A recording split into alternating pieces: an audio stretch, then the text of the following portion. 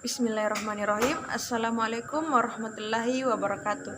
Halo Sobat Rabbani, pernah nggak sih kita ngerasa bingung kenapa hidup makin mahal, kerja keras tapi tetap pas-pasan, sementara yang di atas makin kaya? Ternyata jawabannya bisa kita temukan dalam sistem ekonomi yang mengatur hidup kita.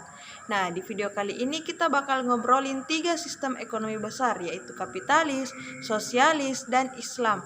Dan bagaimana mereka menjaga stabilitas ekonomi, atau dalam bahasa sederhananya, cara biar kehidupan tetap tenang, adil, dan sejahtera buat semua orang. Nah, segmen pertama, apa itu stabilitas ekonomi? Nah, stabilitas ekonomi itu kayak fondasi rumah. Kalau kuat, kita bisa tidur nyenyak, tapi kalau goyah, hidup bisa penuh kekhawatiran. Ia bukan cuma soal angka-angka di layar, tapi tentang bagaimana masyarakat bisa kerja, beli makan, menyekolahkan anak, dan punya harapan akan masa depan yang layak. Nah, segmen kedua mengenai kapitalis. Nah, kapitalis ini cepat tumbuh tapi tidak terlalu adil. Nah, kapitalis adalah dunia di mana pasar bebas memegang kendali, siapa cepat dia dapat, siapa punya modal dia bisa punya banyak. Sistem ini memang melahirkan banyak inovasi, bikin teknologi maju dan produk makin murah. Tapi sayangnya nggak semua orang punya titik start yang sama. Akhirnya yang kuat makin kuat, yang lemah makin tertinggal, yang kaya makin kaya. Krisis demi krisis datang karena pasar tidak selalu bisa mengatur dirinya sendiri. Disinilah kita mulai bertanya, apakah pertumbuhan bisa adil? Nah, segmen ketiga yaitu sosialis, yang dimana dia ingin adil tapi kadang terlalu mengatur. Nah, sosialisme muncul sebagai reaksi. Ia bilang nggak bisa semua diserahkan ke pasar. Negara harus hadir, harus menjamin sekolah, kesehatan, dan pangan.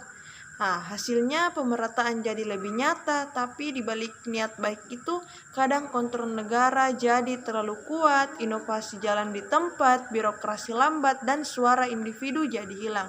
Lalu muncul pertanyaan lagi, bisakah kita adil tanpa mematikan kreativitas? Nah, segmen keempat yaitu ekonomi Islam, yang dimana ekonomi Islam ini hadir antara nilai dan akal sehat. Ekonomi Islam datang membawa semangat tengah. Ia tidak menolak pasar tapi menolaknya jadi liar. Nah, riba dilarang karena melukai yang lemah, spekulasi dicela karena menipu realitas, distribusi diatur lewat zakat, infak, dan sedekah. Karena yang kita miliki sebagian adalah hak orang lain. Nah, di dalam Islam, ekonomi bukan hanya tentang mencari untung, tapi tentang keberkahan, bahwa dalam setiap transaksi ada nilai dan dalam setiap harta ada amanah. Nah, segmen kelima yaitu bagaimana yang paling stabil. Nah, kapitalisme cepat tapi sering lupa yang tertinggal. Sosialisme adil tapi kadang lupa mendengar suara pribadi. Sementara Islam mencoba mengingatkan bahwa tumbuh itu penting tapi harus dengan adil dan berkah. Nah, ekonomi Islam ingin menyeimbangkan antara pasar dan nilai, antara individu dan masyarakat, antara dunia dan akhirat.